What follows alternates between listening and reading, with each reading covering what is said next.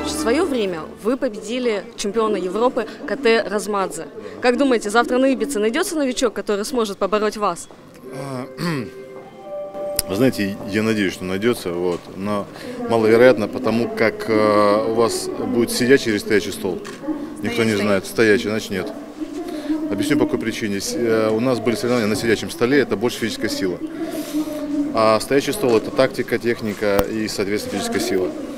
А так как стол стоячий, тактика, техника, простите, у меня 18 лет за плечами, не 18, чуть меньше, армрестлинга, поэтому вряд ли. Хорошо. Алексей Иванович, завтра вы увидите древнейшую лыжу, которая хранится в Коми-музее национальном. Сами истории интересуетесь? Историей очень интересуюсь, особенно этнической историей. Да, это этнический центр для меня, дважды, честно говоря, более, прям приятно здесь присутствовать, потому как, собственно, народ, не имеющий национального самосознания, есть навоз, на котором произрастают другие народы. Это Столыпин говорил. Поэтому нам надо знать свои корни, а это история. Именно поэтому я очень интересуюсь историей. Это очень интересно.